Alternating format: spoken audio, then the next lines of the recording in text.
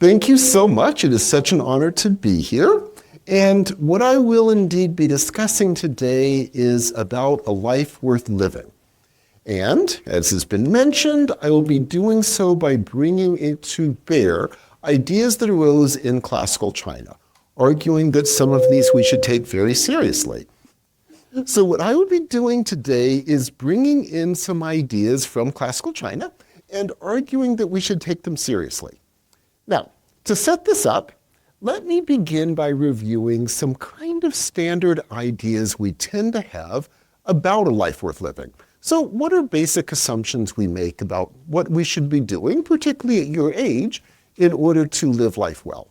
So let me begin by saying a few words if I were in the US, what the answers would be, and I suspect this has really gone globally, so I suspect much of this vocabulary you have heard a lot and may have even been explicitly advised to follow.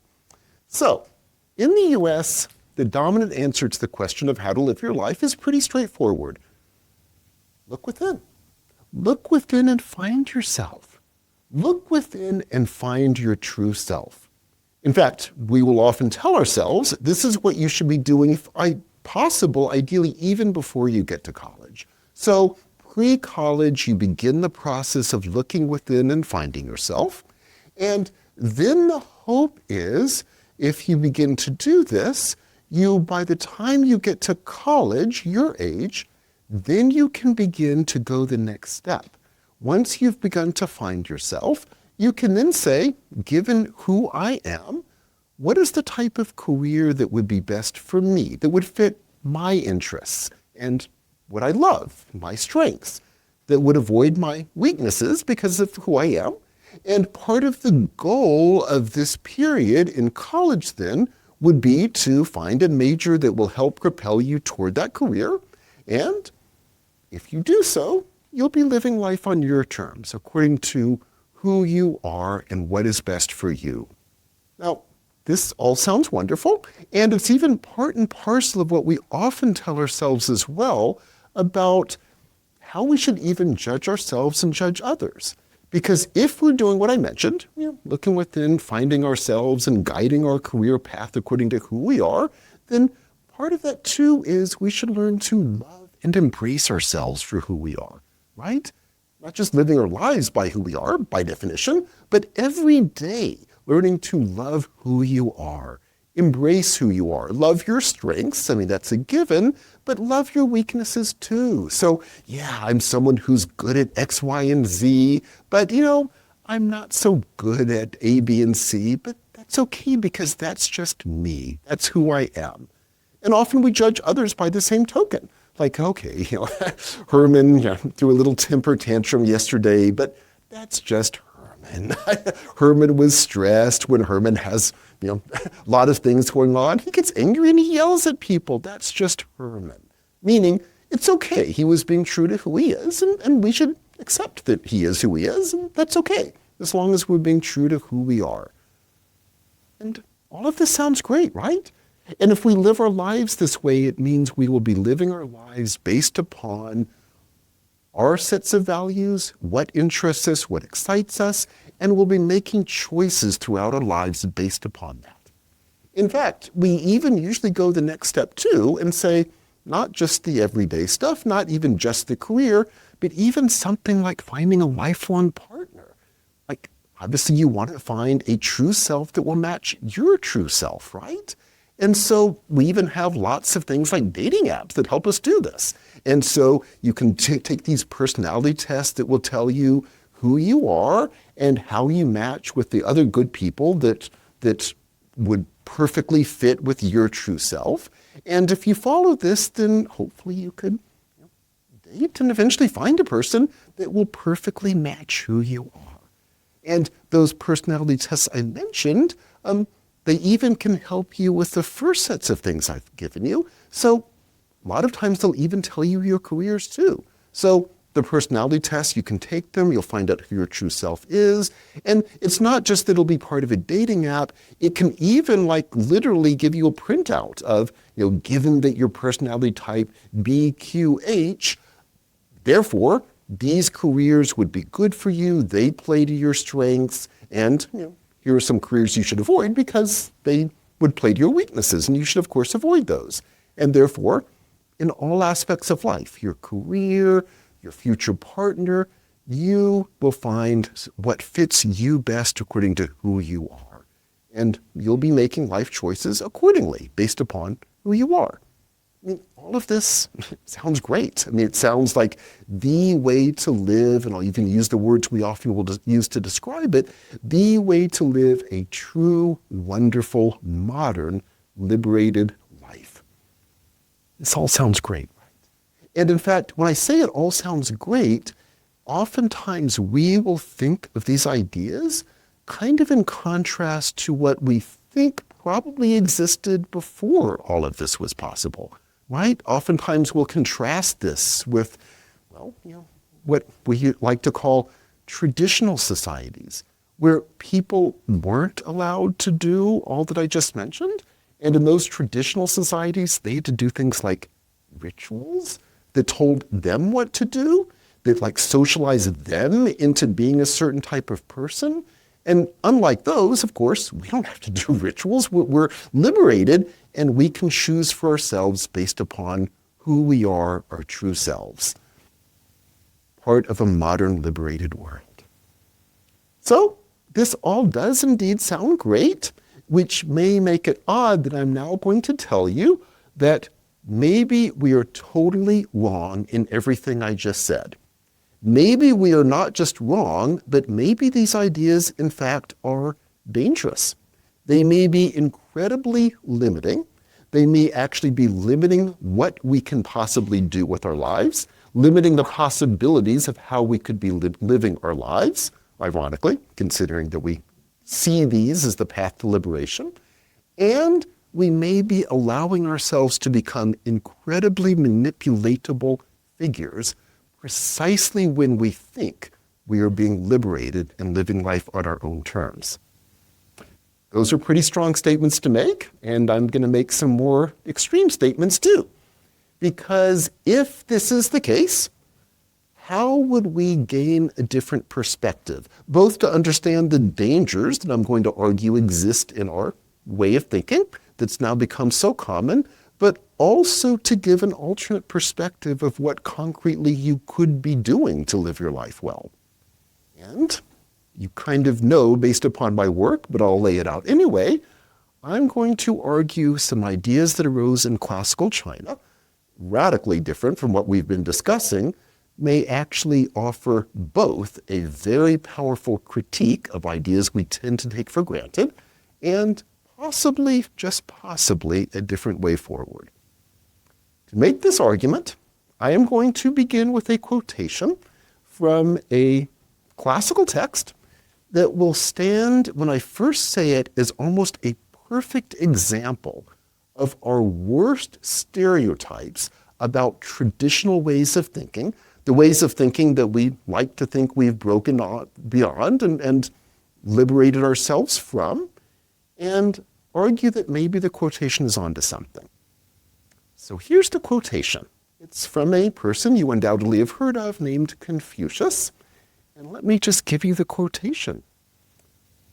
You, in order to become good, must conquer the self by submitting yourself to ritual. Conquer the self by submitting yourself to ritual.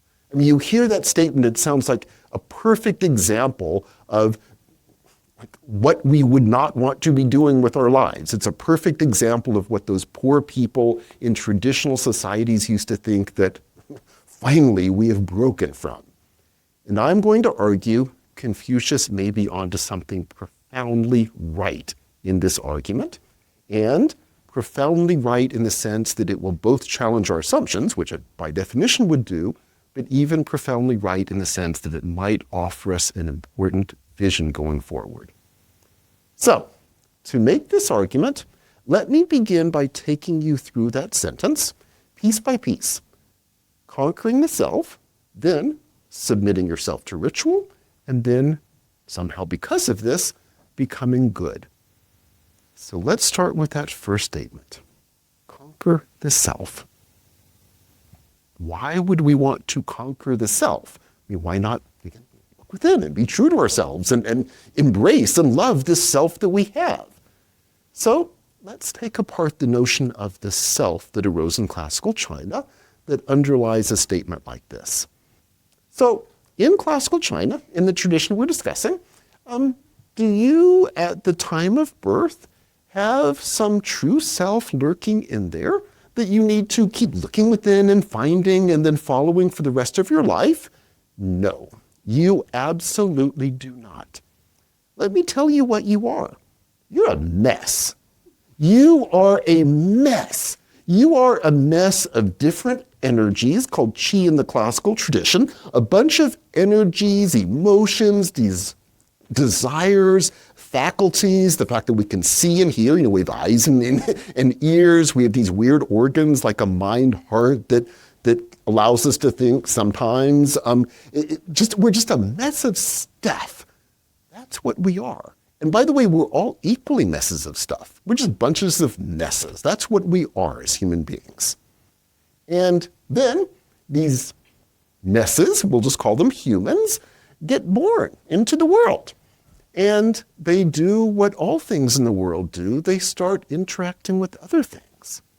And let me explain what happens when these messes that are humans start interacting with other things. So I'll just give an example. You're a mess, you're a baby mess at this stage in your life, and you're lying there in your crib and someone walks in and smiles at you. And you feel happy. Meaning, in this way of thinking, that smile drags out from you the energy of happiness. You're happy. Great. Then someone else walks into the room and yells at you. You're angry. In this way of thinking, that yelling drags out from you an energy of anger. So far, so good. And you're getting a sense, however, immediately of one of the dangers of humans. If we're a mess of stuff, what tends to happen to us is we're completely passive in the world, simply being taken and grabbed by immediate things around us, usually other human beings, and we become happy, sad, angry, based simply upon the randomness of things that happen to us. Danger number one is we are passive in the world. Danger number two, however, is the bigger one. Because very soon, we stop responding to actual things out there, and we start responding by rote patterns. Let me return to my example. So that person walks in and smiles, and you're happy, right? Because the qi of happiness has been dragged out from you. Someone else walks into the room, and for whatever reason, that reminds you of the previous person who walked in and smiled. So equally, your qi of happiness is dragged out, and you feel happy. Someone else walks in again and yells at you. Qi of anger is dragged out, as we noticed. But then a second person walks in, and there too, it reminds you of that person who just yelled at you, meaning the qi of anger again gets dragged out. But the person did nothing that would have warranted your anger. You're not responding to what the person did, you're responding by rote pattern. And you're still a child. And this increasingly is what you start doing. You start responding to the world not based upon what really happens, like at least in the first example, someone was smiling and someone was yelling. Very soon, we're having those same emotions being drawn out, and yet no one is doing anything that would necessarily require our becoming angry. You're responding by rote. It's not just our emotions, it's everything. Those ways of responding to the world slowly come to dominate how we act around others, how we feel things around others, what we see, and most importantly, don't see when we walk down a street. They become a basic mode of being that completely defines how we interact, what our relationships are like, what our friendships are like, everything we do. And then the years go by. And as the years continue, those rote patterns become so embedded in us, it comes to define everything we do. So much so that we might foolishly begin to call some of these our personality. If we were really, really, really going to do something intensely dangerous, we might even call them our true self. We might even think, oh yeah, the fact that I happen to get angry in stressful situations is just part of me, and I should love it and embrace it. What if we're really saying to ourselves, I've fallen into a bunch of patterns from a very young age that have so defined me, I'm now going to go the next step and call them my true self and devote my life to trying to do nothing but love and embrace a bunch of patterns, define my life by those patterns, choose a career based on those patterns, choose a life partner based on those patterns, and never, ever, ever change the patterns because I claim those are my true self. That's the world we're potentially living in. Now, let me here stop for a moment and ask the obvious question. Is the human condition really that bleak? Like, is this really true? Are we really like this? Well, let me give you some examples to imply that, yeah, maybe this is a really good description of what we're like, despite what we'd like to think about ourselves. So let me just begin with a little example. I'm sure this doesn't hold for anyone in this audience, but maybe you have a friend this might be true of. Do you happen to have a friend who has the exact same horrible relationship over and over and over again, regardless of who they're dating? And as a friend, you see it play out every single time. They go out on a first date, things seem wonderful, it's great. They go out on a second date and immediately, oh, that person is blah, blah, blah. I'm like, no, they're really not. And by the third date, it's already a disaster. Fourth date, total fight, total breakup, attacks over social media, it's a total disaster. And then they date the next person and same thing. It makes no difference who they're dating. In other words, they're not relating to a different person each time. They're responding to that person by a rote pattern. Do you happen to know families in which you have patterns that have kind of played out over your friends' whole lives? Then if you happen to have older friends who can say, honestly, those patterns will play out for decades? And do you happen to have friends who could honestly say correctly, those patterns have been playing out not just for decades, but over the generations, over and over and over again? Again, I'm sure not true for any of you all, but maybe you have some friends this way. And if this is true, is it possible that this characterization is accurate? What we are just these patterned creatures that aren't really relating to each other. We're not really responding to each other. We're not really responding to the world around us. We're just repeating the same patterns over and over and over again. It doesn't matter who we meet. It doesn't matter what the situation is. We just repeat the same patterns. And if that sounds bleak, let's go ahead and push the envelope a little bit further. I mentioned at the beginning of the talk that maybe we're allowing ourselves to become incredibly manipulated by our ideology. Let's talk about that one too. So if we're these patterned creatures, what would happen, for example, if, let's say, some organizations decided to trace our patterns? And what might they be able to do? So let me give you a concrete example. So I'll use our language. I'm just the sort of person who likes minimalist things. I like minimalist housing where I live. I like minimalist clothing. And last week, I bought this watch.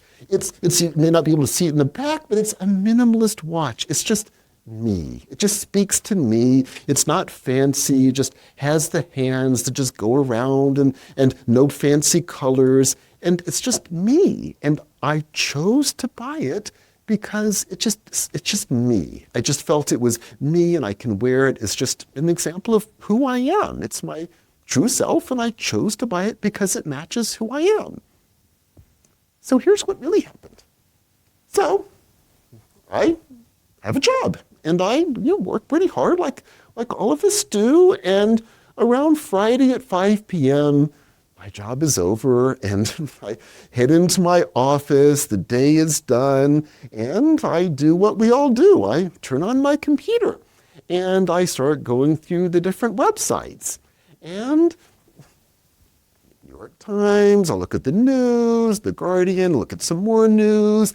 Then I start flipping through more relaxed sites. And lo and behold, around 5:19, up pops this nice, beautiful, dark blue color that's really captivating. It's a beautiful color.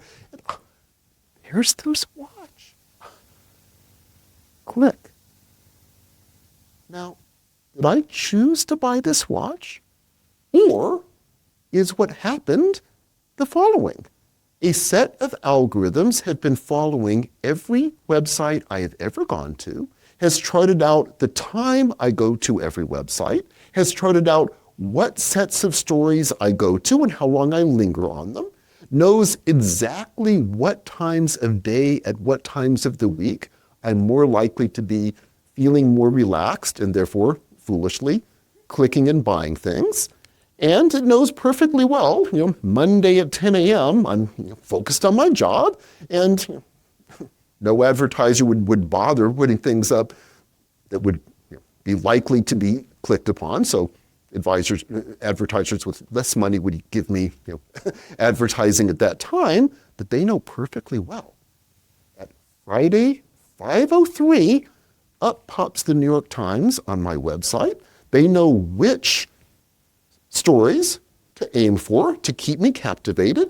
They know exactly when I'm going to move to, just a random examples, The Guardian at 5:11. They know what stories to keep me going as well. And they know as I'm getting more and more relaxed, kicking back more and more, 5:19 is the perfect moment.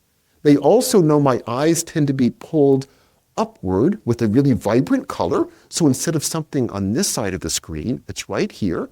Bam, 5:19, bright blue, a color I love, right there. And lo and behold, a watch that perfectly matches the style of a shirt I bought at, surprise, surprise, 5:19 the week before, which perfectly matches the pants, surprise, surprise, in the same style, 5:19, maybe I was being really radical, and 5:18 and a half. 2 weeks before, it pops up, click. Did I choose, because of my true self, to buy this minimalist watch? Or were a bunch of algorithms that know my patterns, tracing me incredibly carefully, did they simply manipulate me into buying this? It's option number 2, needless to say. That's why I bought this. And note, it's not just that the algorithms traced my patterns, they did that. But by the time I'm getting to my example, they weren't just tracing my patterns. They need to keep me in my patterns because I'm not going to be manipulatable as long as I'm shifting my patterns. So they're going to be sure at 5:11, some news story that I like is going to be popping up, because otherwise I might get bored and water my plants or something radical outside of my patterns at 5:11. No. They need to keep me in my patterns. They know what will keep my eyes on that screen, and bam, bam, bam, 5:19, boom. Ad, I click, I buy it. The algorithms know I'm patterned, and they trace everything I do, keeping me in my patterns and manipulating me at the key moments. I live in the US. Have any ideas how elections now are being run in the US? We actually know one good example because we actually have the history of it. Ever heard of something called Brexit in the UK? And after Brexit occurs, people are doing Google searches. What exactly did we vote for? I mean, it was not well understood the implications of this. And now we know that one of the key ways the Brexit vote goes through is campaigns I should say, were using these patterns. And right at the key moment leading up to the vote, people who oftentimes would never even vote start getting the pop-ups of all of these things, immigration, all of these things, stories to try to scare people that somehow Brexit is going to solve all the problems of lack of healthcare. I mean, just absurd. And yet, that's precisely the stories that are popping up at the equivalence of the 519 at the key moments, getting people angrier and angrier and angrier. Yes, I'm going to take control of my life. That was the word that's used. Take control. We're going to take control, end all of the things that are destroying my life by voting for Brexit. I mean, it's absurd. And yet, unbelievably effective. Did people look within, follow their true selves, and choose Brexit? No. They were manipulated by incredibly effective algorithms that understood their patterns, kept them there, manipulated them, and bam. So let's add up the gruesome pessimistic version of this. We like to think we are true selves, liberated, choosing for ourselves how to live our lives based upon who we are. Maybe we're a bunch of patterned creatures repeating the same patterns over and over again, allowing ourselves to be manipulated by organizations that know what we really are and can easily manipulate us as they choose in order to do things they want. That's what we are. So, if there's anything to this, do you want to love and embrace these patterns? No. What you want to do is break them. Going back to our quotation, you don't want to love and embrace this self. You want to conquer it. That's what you want to do. Now, let's move to the second part of the quotation, which in truth may be the tougher part. You might think, okay, admittedly, there's something to this. We don't want to be those sorts of people that admittedly we kind of are. But even if that's the case, remember the second part of the phrase was, submit yourself to ritual. Why? I mean, if our problem is that we're patterned creatures, wouldn't ritual be more of the same problem? Like, do we need more patterns if we're already a patterned creature? Shouldn't the goal be to pattern ourselves and really be liberated and run around with no patterns and jump around and dance on tables? I mean, wouldn't that be better? No, we'll get to why that would not be a good idea later, but first, let me explain ritual. Why in the world would a Confucius think, if you're going to conquer the self for the reasons we mentioned, that you should be submitting yourself to ritual as the possible solution? And here's part of the answer. To explain what a ritual is in classical China, let me begin with an example and then explain the larger significance, both at the time, but more importantly for us, as we pull out from it. So let me begin with an example from their time to talk about what they meant. So, for this example to work, you're placing yourself back in ancient China. This is, sadly, a very patriarchal culture. I wish I could say, so try to imagine a culture totally different from our own. Sadly, it's not so difficult to imagine. We haven't changed that much, sadly. And it is also a world where power is largely hereditary. I'd also like to say, we have to imagine such a world. No, that's still kind of the world we live in. So, sadly, that part isn't going to be too difficult. And the next part, given that background, is the following. You are a ruler. You're a king. And in this example, it's a patriarchal culture. You're male. You have a son who is also male, who will therefore eventually succeed you. And you are a king, of course, because your father has passed away, and this being hereditary monarchy, you accordingly have come to the throne. So let me now give you the ritual example, and then explain why this occurs. Here's the example. You're the ruler. You and your son, who will eventually again become the king, go to the edge of the ritual space and you stop. And then you walk into the ritual space without blushing. Now that's so detail. Why would you be blushing? Here's why you can't blush. Because when you walk into the ritual, you're not you, and your son is not your son. When you walk into the ritual, you are the son, and your son is your father. In fact, to be more clear, your son is his own grandfather, and your son, but he's not your son anymore, therefore walks and sits on the throne as the ruler. Your son is the ruler, your son is the father. And you, but you're not you anymore, you are the son. You face up to your son, but he's not your son, and look at him, but he's not your son, he's your father, his grandfather, and your ruler, and you have to pay obeisance to your own son, but he's not your son. And your son looks down at you, his ruler and his father, but no, now it's the son and the subject, and he looks down at you. You give him the ritual obeisance, and there's a ritual set of offerings based upon the fact that he is now the ruler and your own father. Then, after all of the ritual offerings, you both stand up and you walk to the edge of the ritual space, and then you walk out. And you're back to being the father and the ruler again, and the son is back to being the son. What is going on behind this ritual, and why is it significant? So let's say a few more words about what was really going on before you walked into that ritual space. So, you're the ruler. You're finally the ruler.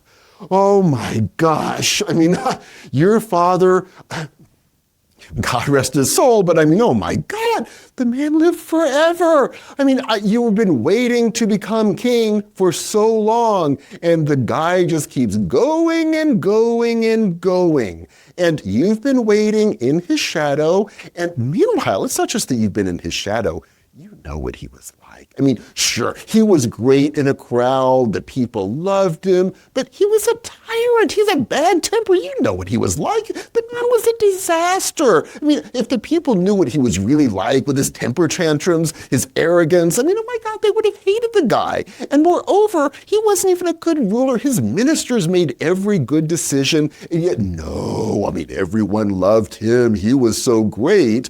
And now, finally, you can come into your own. You are finally the ruler. But they don't seem to like you. I mean, maybe you're not as charismatic, but I mean, you work harder than he did. That should be sure. You're a much better king. You're much more on top of things. And yet, they don't like you. But you know who they do like? Junior. Oh, little Junior. Oh, he's so cute. Oh, look at little Junior. Everyone loves Junior. So they loved your dad. They love little Junior. But I mean, oh my God, the guy's so lazy. He doesn't even study. He does absolutely nothing. And he's going to become a king? He's going to replace you? Why don't people respect you? You're the one who's hardworking. Welcome to a family.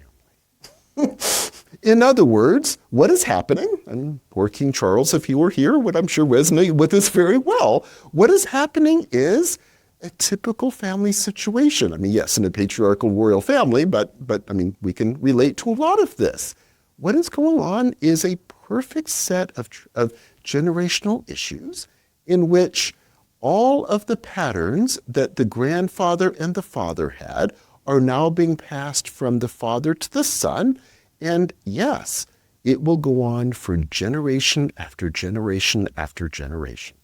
And the sons will always feel they're being oppressed by a tyrannical father. The tyrannical father will always feel they're trying to help the poor son to become the kind of ruler they need to be, but actually secretly underlying it is all of this jealousy and anger. I mean, it's typical family dynamics. And there are all sorts of permutations, but we just call these things families.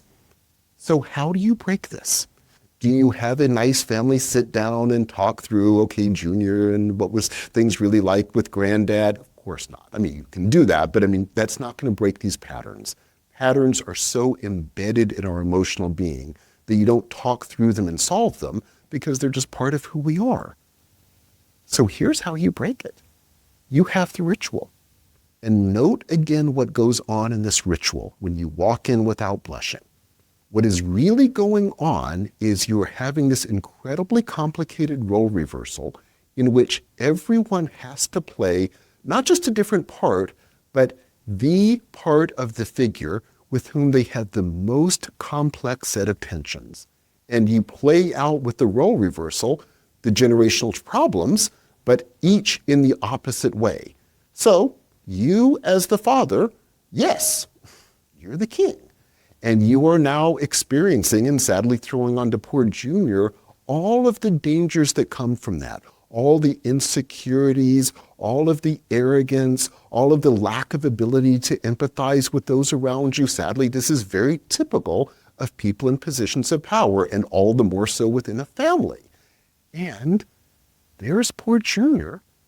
He's very young. He's the object of all of this. But he, too, is being forced in the ritual to see the world differently.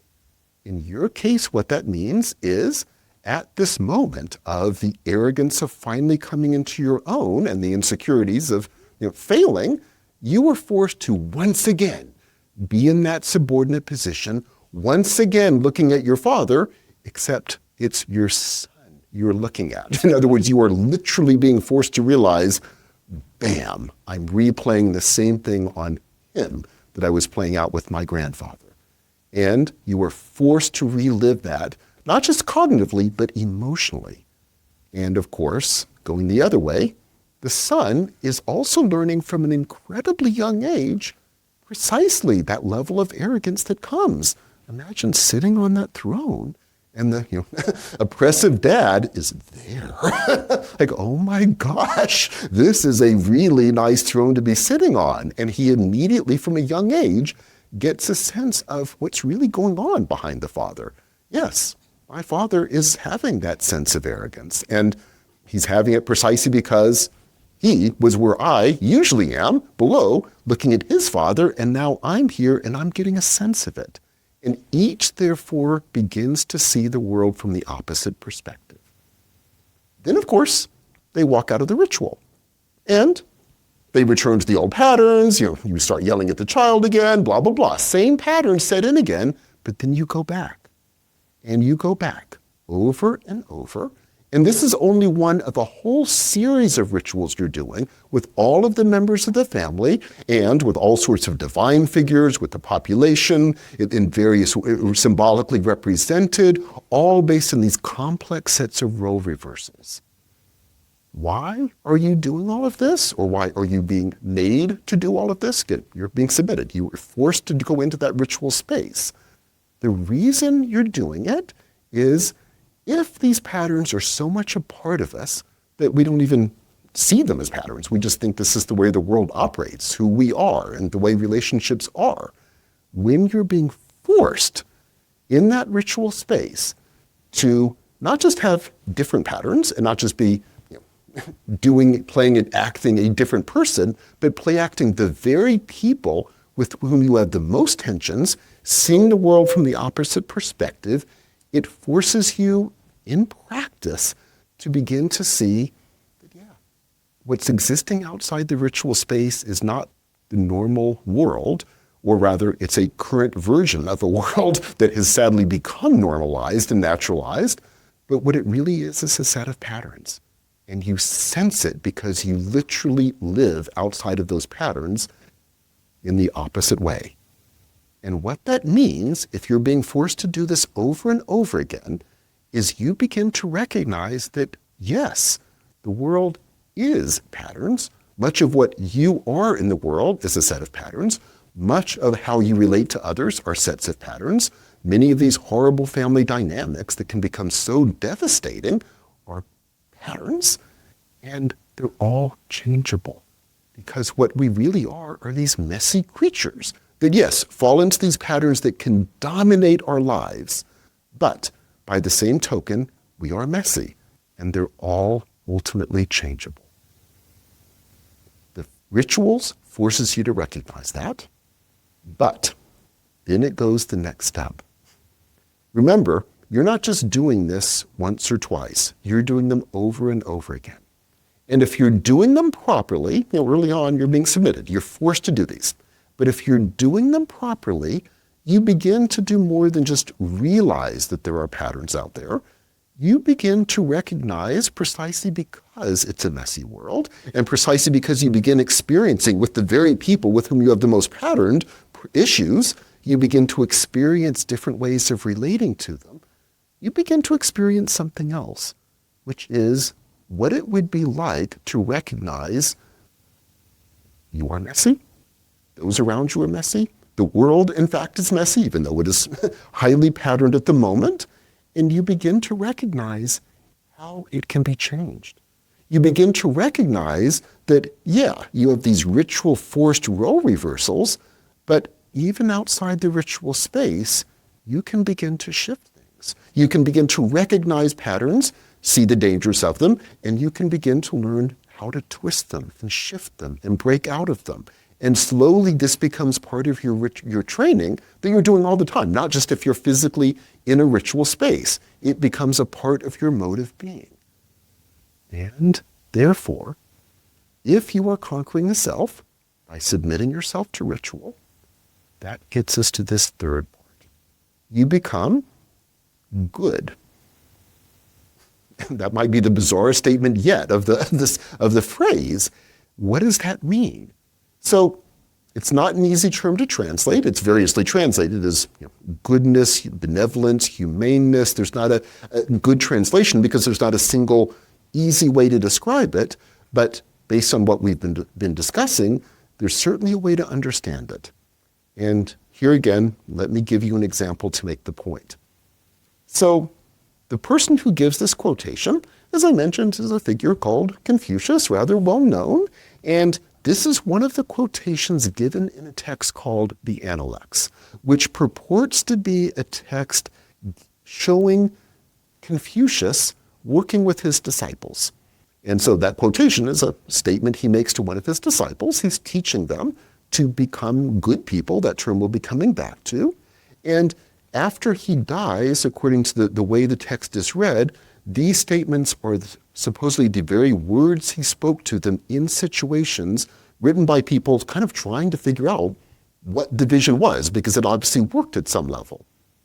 And in this portrait, where they're portraying Confucius as someone who has done what we've been mentioning, so he has spent his life performing rituals, training himself through rituals to become good, this amorphous term. How do they describe him? Let me just mention a word that pops up over and over again in their descriptions of what he's like. Joyous.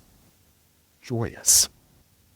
And let me add immediately, the character for joy is the same as the character for music. And at the risk of embarrassing him horribly, let me mention Daniel Chua has a forthcoming book on this topic that is brilliant. Sorry for embarrassing you horribly.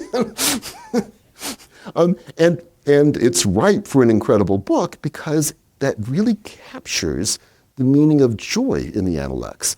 He's joyous in the sense of, imagine music understood as taking a world of disparate things and bringing them together in a way that resonates, not bringing them together in a controlled sense, but bringing them together in the sense that the different sounds resonate with each other, and from this comes this incredible and ever-changing, because the sounds are ever-changing, beautiful form of music.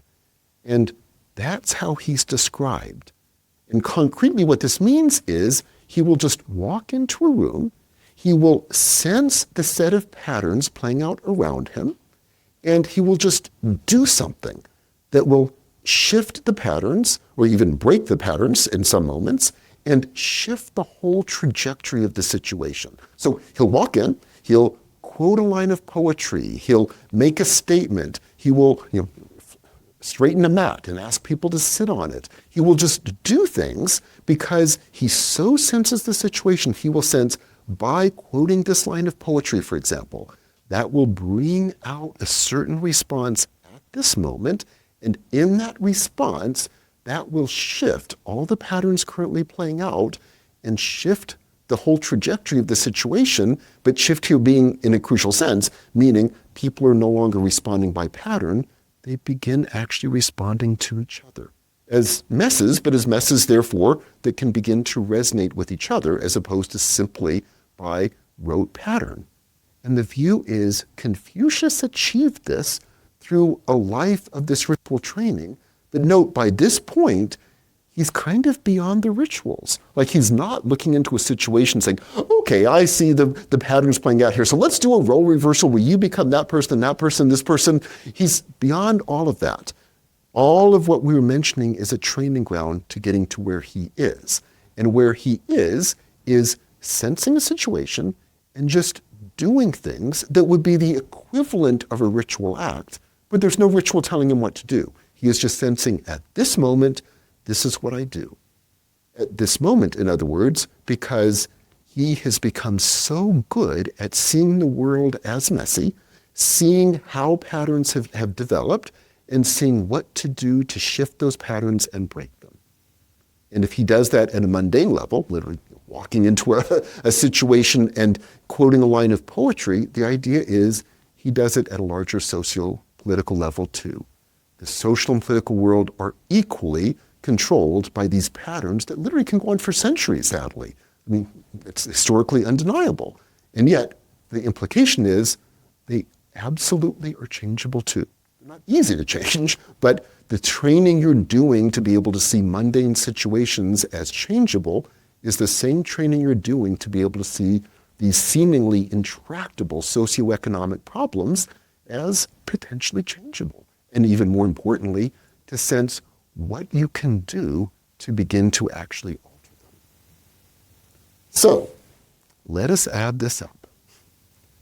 Conquer the self by submitting yourself to ritual in order to become good. I've so far been giving examples from classical China, role reversals, Confucius joyously at the end of his life, training students to, like him, involve themselves in ritual training to become good. But let me now finally bring this to our own day. I've so far been discussing our own day in kind of negative terms, so what would this mean for us? If we are pattern creatures, if we have become incredibly manipulatable by the degree to which we are patterned, and if we are, if anything, making things incomparably more dangerous by describing all of what I've been talking about as an aspect of our liberation, hence all the more thinking we don't need to change it, because why would we change it? It's a perfect, modern, liberated world. What would this mean? So what I would like to lay out is the following. What I've been hoping to do here is something like that ritual role reversal we've been talking about to help you have the perspective from the point of view of classical China of our world, and by hopefully breaking our usual way of thinking and challenging some of our assumptions, you begin to see an alternate way of living. But then again, what would that mean for the next stage? What does it mean when we leave the ritual space and return to our lives outside of the classroom? And here is my hope. If there is anything to this way of thinking, I think the implication would be the following. Instead of this vision of looking within and whatever you currently have as a personality set of traits being defined as a true self, and designing your life around them and hoping to love and embrace this set of stuff that you think you currently are, what happens if you do the exact opposite? What happens if you realize most of what you think you are, maybe empirically what you currently are, but it's a bunch of patterns, and patterns are dangerous. Patterns are just endless repetitions. And what if when you're thinking, I'm good at X and I'm bad at Y, and that's part of my true self, so I should aim my activities and certainly my career at what I'm good at, maybe that's completely wrong. You may be accurate in terms of what you think you're good at, but that's irrelevant in terms of what you can become. And what if you think on the contrary, instead of a vision of looking within and finding the self and loving and embracing whatever that thing is you think is you, what if you're thinking, no, I will see my life as endless training, endless, it does not end, but endless training over the course of a life of opening up possibilities that I never realized existed precisely by training myself. At the beginning, at the most mundane level, training myself to physically see more of the world, training myself to see the complexity of situations, training myself to see the complexity of human interactions, training myself to see the patterns that I and those around me are stuck in, and training myself to work with them. Again, at a very mundane level, like literally when you walk to school at the beginning, you're training yourself to see more of your walk. In relationships with friends, you're training yourself to see the patterns and begin working around them. And from that comes the kind of work that also allows you to train yourself in different ways of being in the world, different skills. Out of this comes possibilities for activities, and yes, eventually even careers that would go beyond anything you're imagining. It would mean the possibility of true relationships that would be based upon, well, relating to people, not just relating by pattern.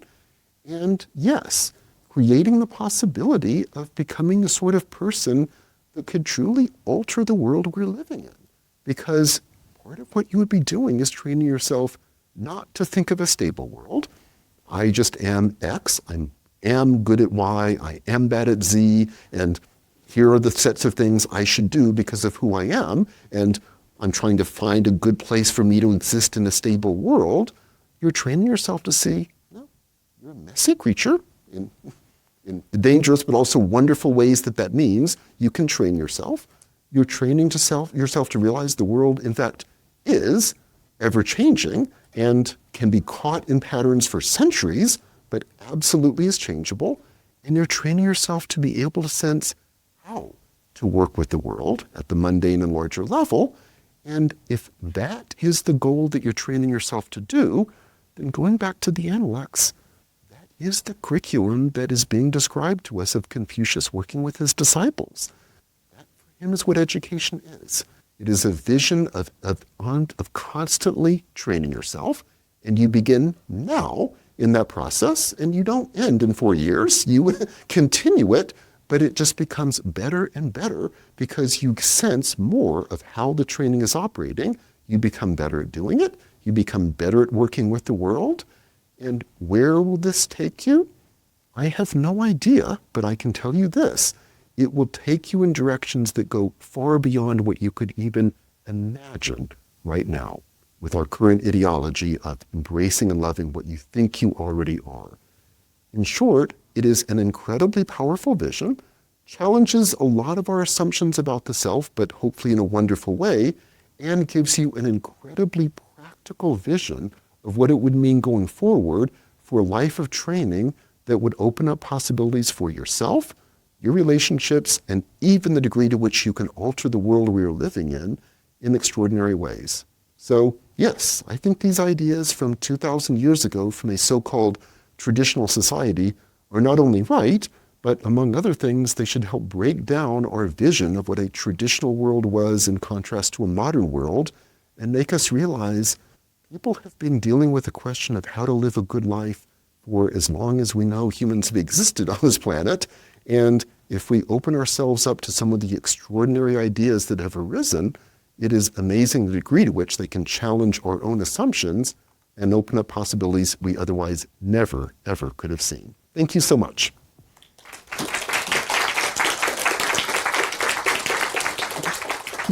Thank you so much. Oh, absolutely.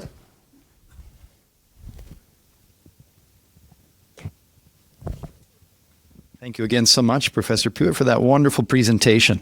And I'm very curious. I get the honor of having the first questions before we kick it out to the students. And I think for us here in East Asia, we have a bit of a different problem perhaps than in the United States, where I'm from as well, and that most of the students, as we look at them, will have some level of familiarity with Lunyu, with the Analects. But what's so exciting about what you shared was you really gave us a wonderful understanding and vision of this element that's probably neglected with the rites and the rituals. So I really appreciate that. But then as well, for most of the students, even though they may be familiar with the Analects and some of the moral aphorisms and sayings, For us in society today, now that we don't have these literal rites and rituals, are there really anything that you would suggest that might come close to that? Any imitations or any practices that the students might be able to pursue that would be similar to that? Absolutely. So it is absolutely true.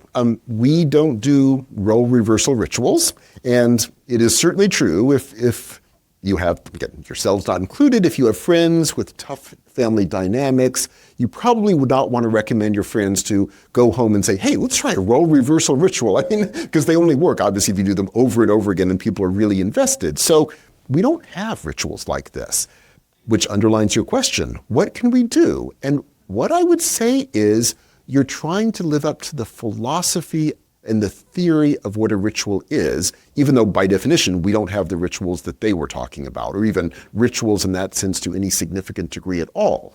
But can you do the equivalent? So to begin with the obvious one of family dynamics, yes. So when you're dealing with tough family dynamics, or your friend's tough family dynamics, you're trying to do the equivalence of this. So you've got what you perceive to be a domineering parent wishing the best for you, but wishing the best for you because they think they know best and telling you, you must do this, you must do that. And you're constantly in the role of trying to sort of either push against it or act like you're following it while secretly not following it. And it creates these dangerous dynamics. I mean, get typical family. How do you break that? If there's no role reversal, you kind of do the same, by which I mean the following. You try to self-consciously play out different roles without even saying that's exactly what you're doing. So to that parent saying, Michael, you should just do the following. And in that role, your parent has gotten into the mode of thinking, oh, Michael is such a disaster. I need to tell him what to do all the time. And Michael's going, no, I'm not going to do that. And that's the pattern that will play out for decades. So what can I do? I shift the relationship. So, for example, right in the midst of that, Michael, you must do this. And I say, but by the way, I'm sorry, I'm kind of going through a problem right now in my life. So here's what I'm going through. Do you have some advice as to what I should do? And it's immediately you're using a tone of voice that you would probably never use with that domineering parent that you perceive to be domineering. That's not the way the parent would perceive it.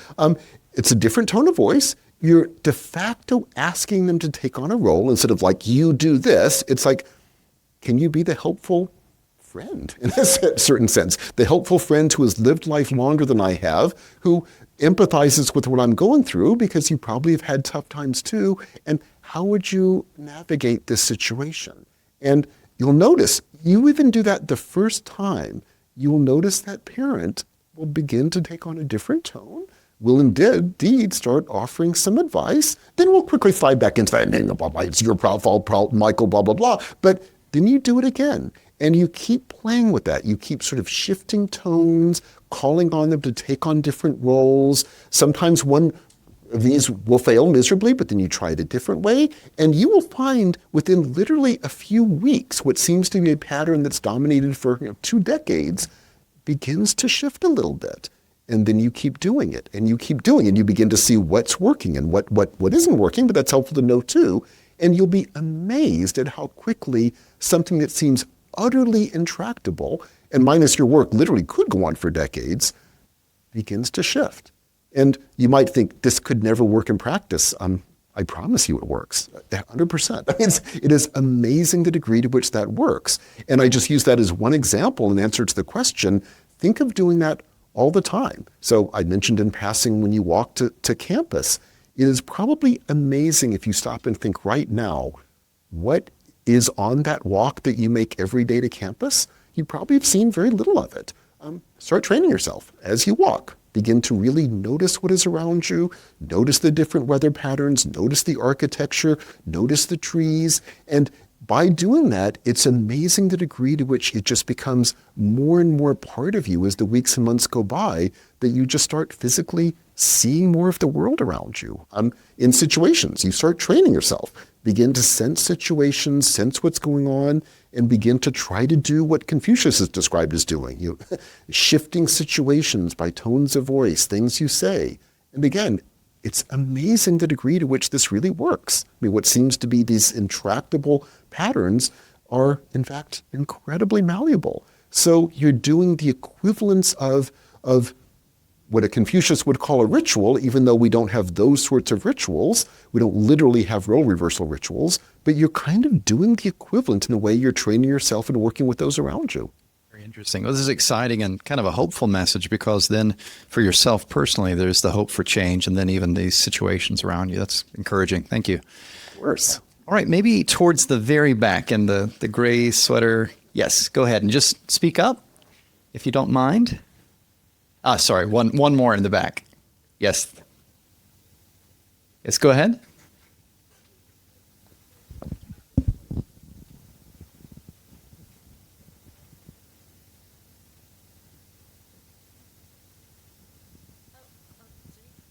Okay. So I'd like to ask whether it's the shifting of the result of the shifting of patterns that brings joy, or the acts that you are trying to change that brings the joy to you. Yes, thank you.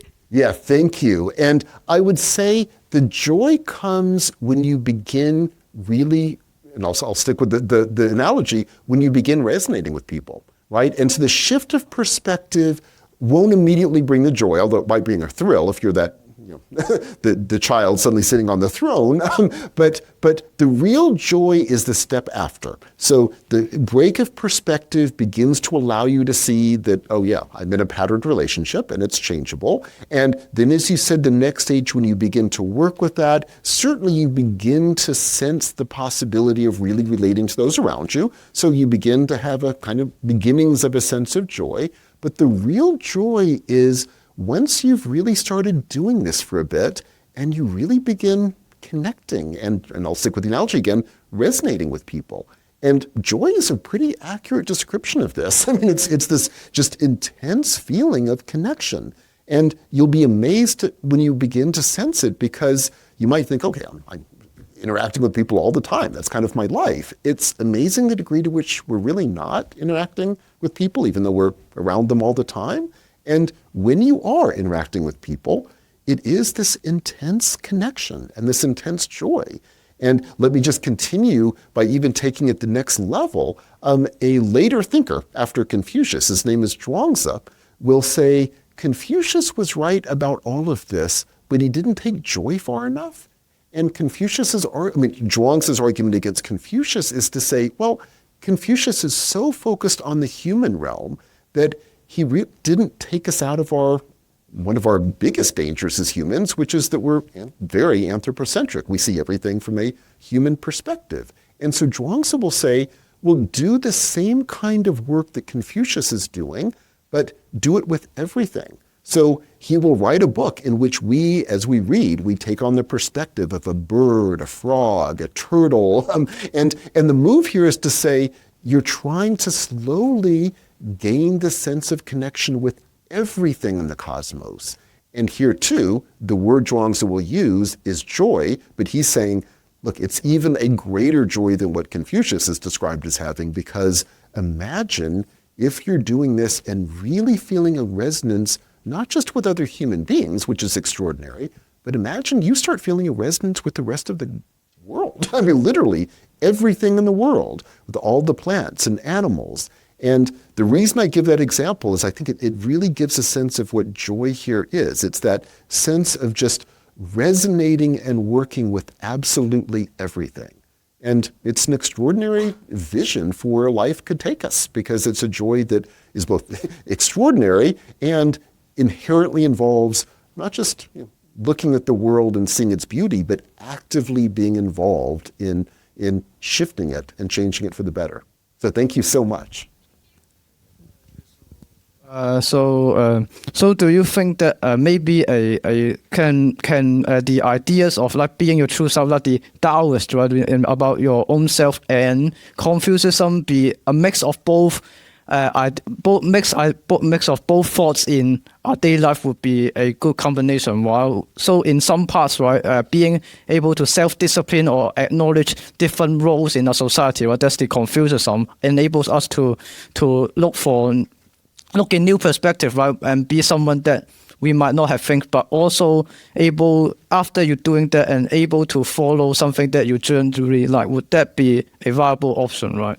Yes, I think that's a beautiful way of putting it, and I'll just strongly underline it. Part of what I find so exciting about the classical Chinese tradition is once this general vision is being laid out, very early in the tradition by a Confucius, then what happens is you get successive thinkers doing exactly what you're mentioning, which is to say, let's take this core idea, which is extraordinary, and continue to work out its implications and expand it, which means for us, at 2,000 years removed learning from them, it means in practice doing exactly what you mentioned. So at some moments you'll be more Confucian, at some moments you'll be more Taoist, and in both of those, it's not even that you're shifting from one philosophy to another philosophy. What you're doing is sort of using each to break the limited vision of the other. At certain moments, one will be incredibly powerful. At certain moments, it can be limiting. And if you're trying to gain a better understanding of our relationship to the world around us, Zhuangzi is going to be a very powerful example. If you're trying to think concretely of how to rework a family dynamic, Confucius is going to be an incredibly helpful figure to think with. And so, yeah, you'll find over the course of not only even a lifetime, but even frankly a day, you become a little more, to stick with these examples, a little more Confucius and a little more Zhuangzi. And by doing that, you're not tying yourself to one single ideology. You're rather committing yourself to a vision that has many implications, some of them contradictory, but yet for that reason will have far more power in a certain situation than in another. So yeah, thank you so much. Thank you. Well, any other questions? If you'll hold your hand up, I'll try to reach you, and I'll ask a question as we're making the rounds of the mic.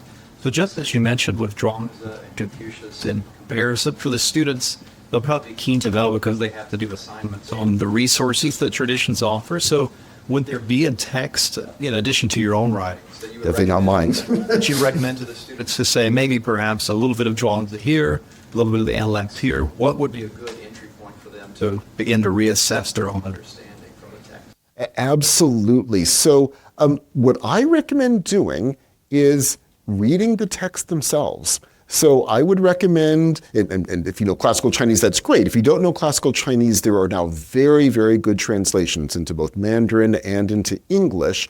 And I would recommend working with them directly. So reading the Analects is an extraordinary experience. It's challenging, but in a very wonderful way, I think. Reading Zhuangzi, to stick with that example too, is also incredibly challenging. But boy, going back to the first question, it's a joyous read. I mean, you feel this level of just joyousness when you read it, as you just like, oh my gosh, now I'm a bird. Now it enacts the philosophy as you read it. And I would actually recommend reading those. Now, immediately you will correctly say, yeah, but that's not asking the question of how right now would I put into practice this philosophy. No, but by reading them and just getting a sense of the flavor of what they're talking about, you're putting yourself in a position to begin to do that in your own life. Like, what would it mean to be Zhuangzi in this current moment? And by reading a lot of Zhuangzi and just getting a feel for it, you'll be putting yourself in a position to begin to answer that. So yeah, I recommend reading the text themselves. They're amazing. Yeah, thank you. Thank you very much for your sharing today about the ritual, the Li. And also I realized that there is others like Ren, Zhi, and Xin. So which order do you recommend us to learn these 5 teachings? Yes. What I would say is all of them are worth learning, and the order I honestly cannot tell you. And what I would even do is go the next step and say, you'll find in practice you're shifting constantly. So let me give you an example from another classical text, but it's so telling on this. It's called, if any of you want to look it up, it's called The 5 Conducts. It's an excavated text, but it has been now translated into, again, both Mandarin and English. And the way it will deal with this, it will actually mention all of the virtues you just mentioned, and it will say, think of these as different virtues you're trying to develop, and at any given moment, you'll need to be a little bit more humane, others moments a little more sort of cognitively focused.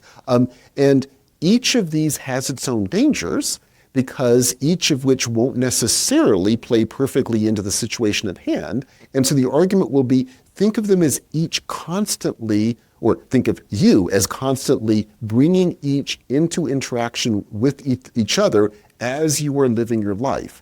And the sense is you're kind of doing all of them, even though they'll take you in different directions. And yet by doing all of them, you're slowly gaining a sense of, in this situation, do I need a little bit more of X or a little bit more of Y?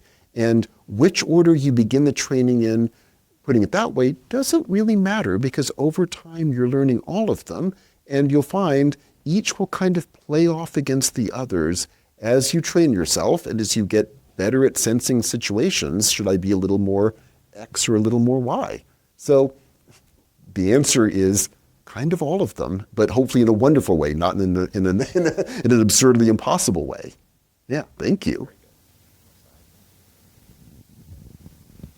Thank you for your presentation today. I really appreciate what you said about the false autonomy and sense of true self of the modern perspective. But referring back to what else you were saying, do you not think that the modern perspective has some value and can fit within the framework of you saying you don't have to switch and choose between Taoism or Confucianism, but there must be some value added to this new perspective?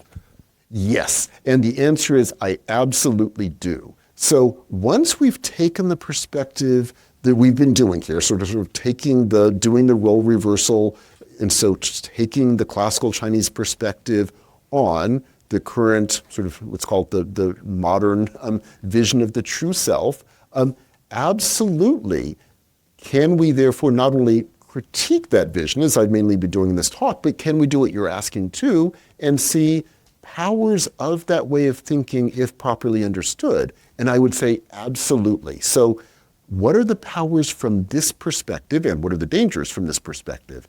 The powers, I would say absolutely, is a vision of a true self gives you something that you can push against, but I'll use the classical Chinese terminology here, push against patterns, right? It allows you to see that, yes, there are patterns in the world, and you need something to kind of help push against those, and that's the power of the vision. Now, the danger, of course, would be if we fall into the dangers, which, as I've mentioned, I think we may all fall into, of thinking that true self is some pre-given stable thing, when in fact it may just be patterns we fall into. That, of course, is where it becomes dangerous, as we've seen. But as long as you're self-consciously not allowing that, in other words, you're self-consciously using that vision as kind of a push against existing patterns, then it can be extraordinarily powerful. Yes. So yeah, part of what's intriguing about this is once you're thinking in terms of these ideas, then things like a notion of a true self can become incredibly powerful if understood from this perspective. Yeah, thank you so much. Very good. Now we have a question on the far side. I appreciate Dr. Chong. Yes, thank you. Making the rounds. As we're deciding which question to take from the audience too, it seems like really in the traditions we've covered, and especially with some of these ideas you're presenting today, there's a big call for self-reflection. Yes. And self-awareness. Yes. So what role, as we're thinking about who will take next, what role for friends, and we talked about the disciples of Confucius and teachers, what role do our relationships play in helping us to be self-reflective? Is it more of a personal journey, or can we do this in community and relationships? Yes, I would say, I almost want to say you can only do it through relationships. Now, I don't want to quite go that far, but the reason I'm tempted to say that is if you were stuck on a desert island and it's just you, are there ritual things you could do to train yourself? The answer is absolutely. You absolutely would want to continue training yourself and not just be lying on the beach miserable. I mean, you'd want to be training yourself to work with the world to the extent to which you can. So yes, the training should happen anyway. However, to put it mildly, stuck on that desert island, that training would be pretty limited. The truth is, it's really in relationships that we forge, sadly, these horrible patterns, but it's also in relationships that we can become, hopefully, extraordinary human beings, precisely by how we relate to others and how we work with others, how we learn from others, how we can be helpful in helping others to grow too. And Confucius is going back to his portrait, he's always seen as someone who is constantly learning from those around him. And he'll often say things like this, like anytime I'm with someone, I'm always learning something, because by definition, everyone has things to teach me if I am open to being so taught. And so the answer is yes. It's really, think of it as a life of relationships, and you are learning to work in those relationships, learn from those around you, helping to build better, stronger relationships from which all of us will grow stronger. And again, I won't quite go so far as to say it requires relationships. If you're ever stuck in a desert island, you'll do the ritual training anyway. But yes, it's a vision that really is based in relationships. Yes. I think our mic made it sense.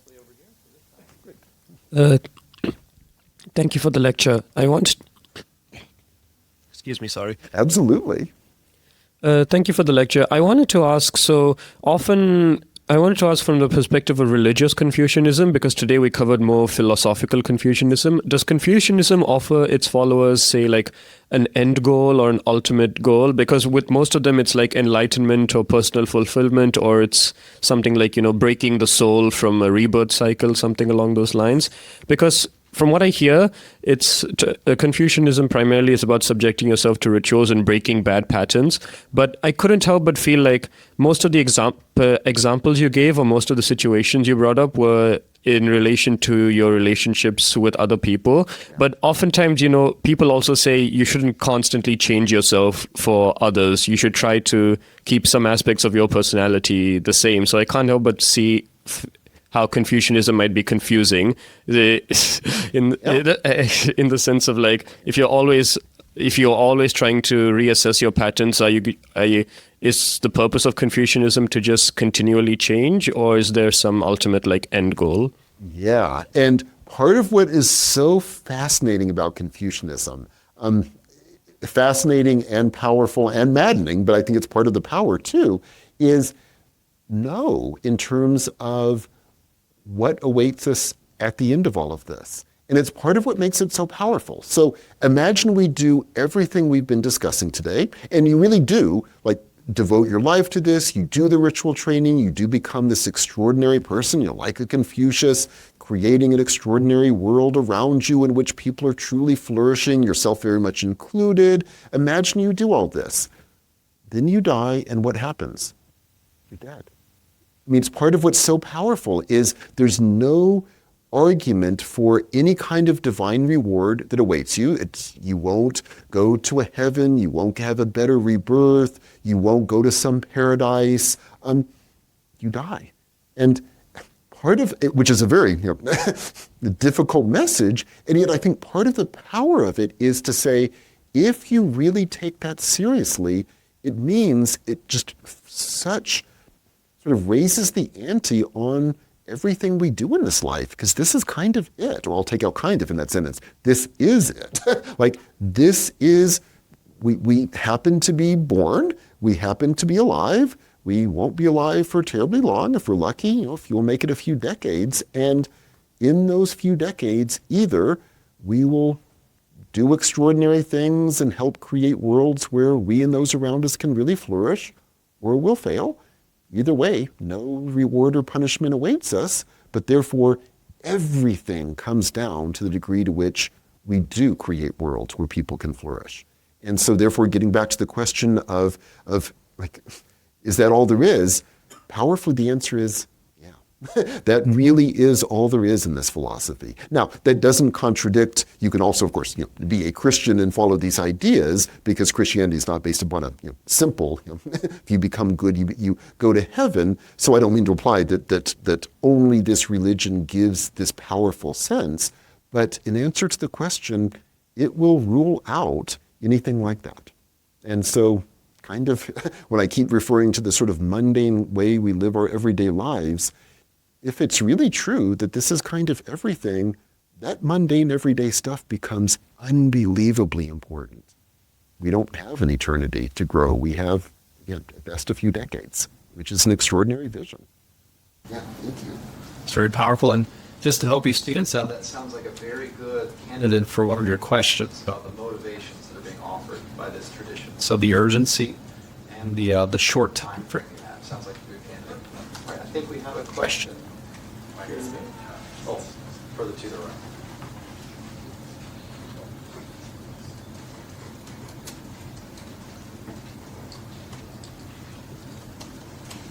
Thank you for sharing.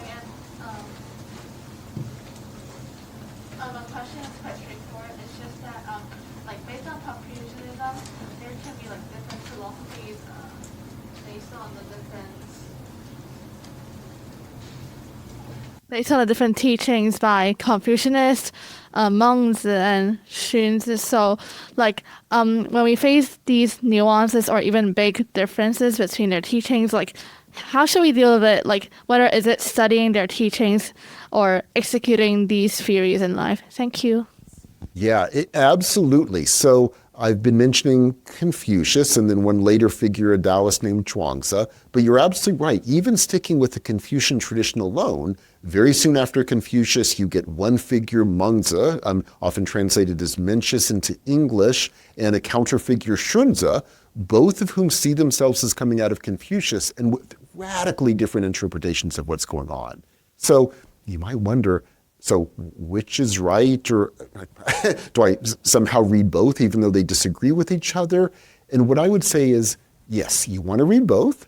And yes, they disagree with each other. And yet the goal isn't to decide who is right in an abstract sense. It's rather, and it goes back to the earlier question too, you'll find in certain situations, if you take these ideas seriously, you'll at times be more of a Mengzian and at times more of a Xunzian. So let me give you concrete examples of what this means. So Mengzi will often talk about the work that we've been discussing here in terms of generational models. So he'll use things like a metaphor of a plant growing and saying a plant to grow needs proper soil, it needs watering, it needs constant work, and yet it is a natural organic growth. And think of your striving to become good like that. You're not trying to strain too hard. You don't want to, as Mencius says, pull on the plant to make it grow faster because you'll just kill it. You're trying to nurture it. And you're doing the equivalent of, to yourself, of giving it good soil, watering it, nourishing it. And think of it as nurturing, which also means when you're dealing with humans, you're kind of sensing what is the more organic way to connect with people. And so you're constantly using these organic metaphors. Then you switch to Xunzi, and totally different metaphors. He loves metaphors of like the craftsman. He'll say, think of what you're born with as just this gross bunch of stuff. And it's like clay. And you are taking the clay and you're kneading it and working it to make it into a beautiful pot. So like your life is, you're a potter, and you're taking just a pile of clay and you're digging it with your hands and making it into this beautiful pot. You're making yourself into an extraordinary person, but it's very strong work. Or he'll say, like, think of yourself as a woodworker. You've got this crooked piece of wood. You have to twist it and work with it and cut it and then bang at it. And that's what you're doing to the self. Like, it's just this very, very, very strong constructionist set of metaphors. Now, who's right? I'd say in different situations, you'll find one makes more sense, and in other situations, the other makes more sense. And the reason both of them can look back at the analect saying, I'm following Confucius, is the truth is both can point to passages where that does seem to be pretty accurate for Confucius. Or putting it the other way, I think if Confucius had lived to see the debate between the two, Confucius would say to both of them, yes, but what are you debating about? like sometimes it's more organic and sometimes it's much more, constructionist. And so I'd say read both and listen to both. And they're both onto something, even though they sound contradictory and hate each other. At different times of your life, you'll be a little bit more of one and a little bit more of the other. And again, I think Confucius would say yes to both. Like they both are capturing a piece of what you will be experiencing when you're doing the ritual training. They're great. Thank you. So adding on to the previous question on the final goal to Confucianism, and then we today discuss on subjecting ourselves to rituals and breaking bad patterns. So my question is, what defines these bad patterns and what defines a good ritual as well? Yes. So first with patterns, we might very correctly think, well, I will actually say ultimately incorrectly, but we may correctly think at first that some patterns are good. So we should, of course, break bad patterns. For alcoholics, that's a bad pattern, and we clearly need to break a bad pattern. But some patterns are good. I personally tend to be kind of a workaholic, and it means I get lots of work done. So isn't that a good pattern? And the answer is no, because any pattern means that you're not really responding to the world. It means you are just acting by rote. And the danger, I'll stick with myself, the danger of being a workaholic is, I guess it helps you get more work done. I'm not even sure that's completely true. But the danger of being a workaholic is you become so focused on getting work done that you cease to see the world around you, you cease to build good relationships, which in the long run, by the way, probably hurts your productivity too. But I would also say that's not the most important issue. But even what I might think is a good pattern, boy, do I work hard every day, there's a danger. Precisely because it's a pattern. And so even though being an alcoholic is probably worse than being a workaholic, they're both patterns. And same with relationships. You might think in some relationships, okay, I'm not really relating to my partner very well, but the pattern isn't bad because it's working okay and we don't really talk to each other, but we make it through the day without too many fights, and so it's a good pattern in the sense that the relationship is surviving. There too, I'd say, no, it's a pattern. And in the pattern, you're not really relating to each other. And it's always going to be dangerous. In that example, always, if there's a pattern, there are going to be all sorts of emotions that are boiling up from the surface that are going to explode. They will, it's a fact. And even apart from that, it means you're not really relating to the person, which also means, which is inherently bad, it also means as times change, what seems to be a kind of workable pattern for now won't be at some point in the future. And then you'll have no ability to alter it because you can't relate to the person because you ceased relating to them long ago.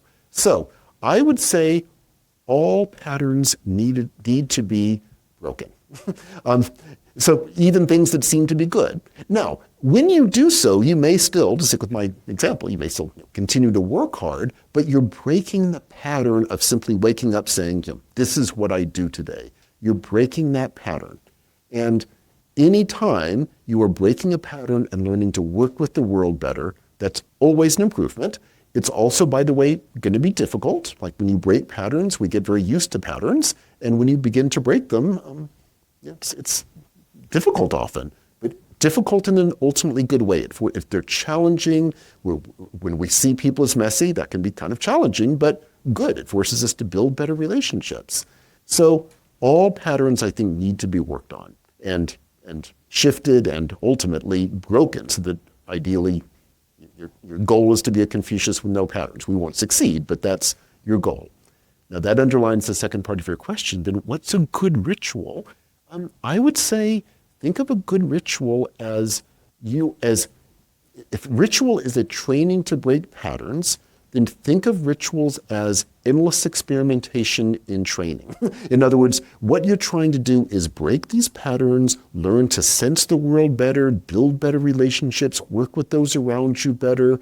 And it's a kind of a practice by which, sometimes, to stick with an earlier example, when you're walking to campus, training yourself to see more of the world, you might find that super effective. It might become kind of a bit rote after a while, and you might need to do something else. Now, was that a bad ritual? Definitely not, but it may become an inadequate ritual at a certain point. Or you may try to do something that sort of shift a relationship with someone you're close to, say in a family dynamic that doesn't work. Don't think of it as a bad ritual. It means you experimented. You tried this tone of voice and taking on this role, and that did not work. Fine. Take a different shift. Use a different tone of voice. Try a different role. And so think of the ritual work as constant experimentation. Now, it's tougher because obviously if you live in a world that has the pre-given role reversals at a young age, that kind of jump starts it, and that's easier. We don't have that, so it's much more of an experimentation issue. And yet it's still doable because it's a constant work of trying to undertake this process. So in practice, you'll find some rituals work better in a certain moment, but the goodness only kind of comes down to that. There are no inherently good rituals. It just, at certain moments, what seems to work better for the training exercise. Great, thank you so much.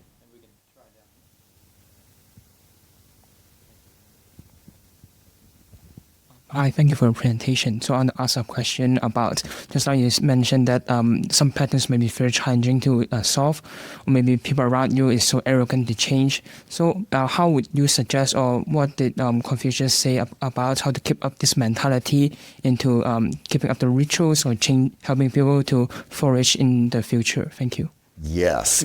So let me give a concrete example of this that will seem intractable, and I suspect it's something that every single one of you have experienced in some aspect of your life. So let's imagine you're working and you have a colleague who, and I'll use terminology that I'll be questioning momentarily, who's just a really mean person, like a really mean, aggressive, competitive person. And you have to go in and work with this person, but they're just mean, they're competitive, they're out to get you because they're competing with you, and they're just a really bad person. What do? So let's rethink that situation. Now, I'm not implying this is going to be easy, but imagine we're not going to say he's just a bad person. No, he is someone who has fallen into a pattern of being what I just mentioned. So that may be an empirically accurate description, but it's a pattern. He doesn't have a true self at birth that makes him, behave this way. He's fallen into a pattern. And by the fact that he's acting that way to me means I've become part of that pattern. Like I've done something that kind of is playing into his competitive elements for whatever reason. Obviously, I would hope unintentionally, but I am.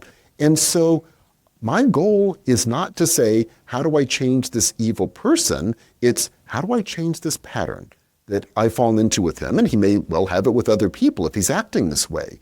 And then it becomes the concrete question of, again, since we don't have role reversals, but the concrete question of how do I start playing different roles with this person? And so I'll give a variation of the example I gave before with the difficult parent. So this competitive person, I try to shift the role. So instead of me being the competitor to him, and he's trying to destroy me, I go up to him and say, by the way, you've been working here longer than I have. I have to write this memo. Can you give me a sense of what I should do here? I don't really quite understand how this works. Now, one side of him will think, here's how I can get Michael to write a really bad memo and I'll win again. But if I use the right tone of voice, and I may need to work on this more than a few times to be able to do it, but if I get the right tone of voice, it might bring out other sides of him. Because again, we are messy. There are other sides of us than play out in these patterns. And I might at some point hit a side of him to think, I actually can help Michael here. And it will bring out another side of him that otherwise I literally have never seen, where actually he can be a very helpful person.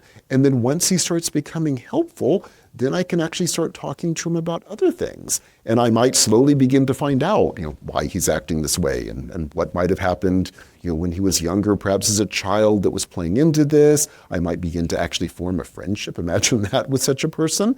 And that all may sound utterly impossible with the people you sadly have probably encountered who meet this description. And yet, I can tell you from personal experience, it absolutely works. I mean, there is no one on the planet who is so just stably horrible that you can't work with them. With some people, it takes a lot of work, but if you're stuck working with them every day, you'll have a lot of time. And it's amazing the degree to which you can shift people. And again, part of it is remembering you're part of the pattern by definition, which means you can change the pattern because you're part of it. So it's a very concrete example, but I would say think of all the situations you're asking about as something like that mundane example. It's how do I shift this pattern because I recognize it's a pattern, and then it's an experimentation of how to break it and how to shift it and how to really begin relating to this person. Yeah, thank you so much. Again, really, really hopeful, and I appreciate that part of the message. So maybe for our last questions, as we're getting close to the end of the time, with all this talk about pattern, earlier you were mentioning what we would say pattern recognition. Yes. With now that we're all part of the AI generation, and there are corporations and institutions that are really good at recognizing us, selling us watches, as you said. Absolutely. So I could ask the question in a silly way, which is how much time would Confucius be on social media, Facebook, Instagram? But then really for the students, what would your advice be from this perspective or these perspectives to really assess how much they're letting themselves be led or at risk of being led by these different entities, which are very good at manipulating us? Yes. So I would say begin with an understanding that in all likelihood, everyone in this room, myself very much included, is being horribly manipulated by social media in some of the direct ways I just mentioned, making us buy things that we don't really need. I mean, I guess I kind of need a watch, but actually I do have other watches, so in fact I don't need this watch. And in all sorts of political ways as well, but also in terms of just playing with our emotions in horrible ways. The way these social media worlds operate, it's all about keeping us online all the time, endlessly reacting to things, and the whole work of these companies is just to keep us going, get us in our patterns, keep us in our patterns, and manipulate us. Now, what is the solution? I would like to say, well, throw away your iPhone. That will solve it.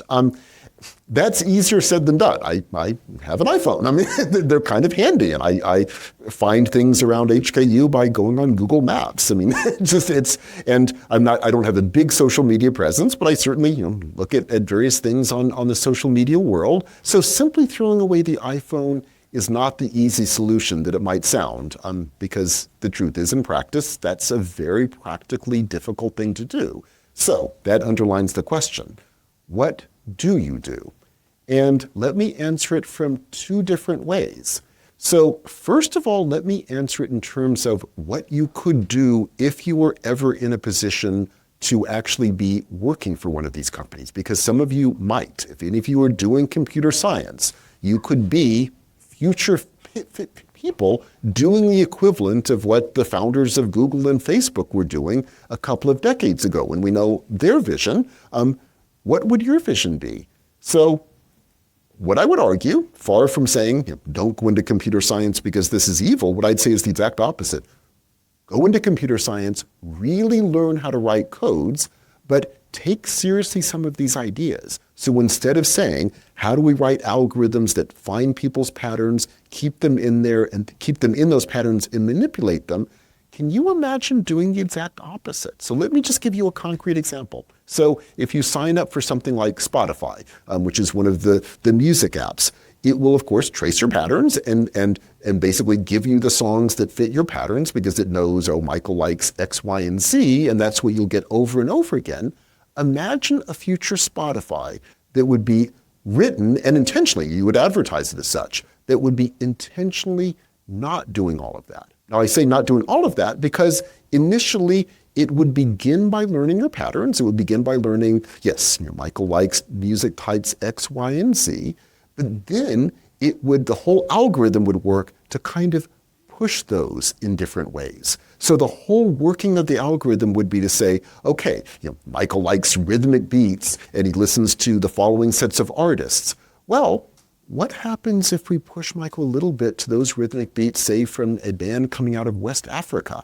And I'll put one of those songs. And if that pulls him, what about pushing him a little bit more into a different direction? And the whole working of the algorithms would be not giving you random songs. It would be based on tracing patterns. That's how these algorithms operate. But the goal of it would be to kind of push you out of your patterns by learning what you currently like and then taking what you like and saying, if you like this, here's a whole nother genre you never would have listened to, but try it.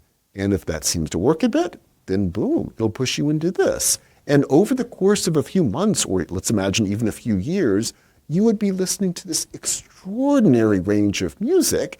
Your sense of music would obviously be expanded dramatically, but as we know, it's not just what music you listen to. Music affects our lives. And imagine how differently you would be living your life if you had the equivalent of a future Spotify that worked this way. Now, you might plausibly wonder, could this ever, work as a startup? I bet yes. I bet a ton of people would sign up for this stuff. I mean, if you'd been on Spotify gets really boring after a while because you get the same old type of songs over and over and over again. I bet tons of people would sign up for a site that would say, join us. And we're not going to give you random songs, like we will learn what you like, but then we will stretch you. And over time, we'll keep stretching you. I bet it would be huge and would be extraordinary.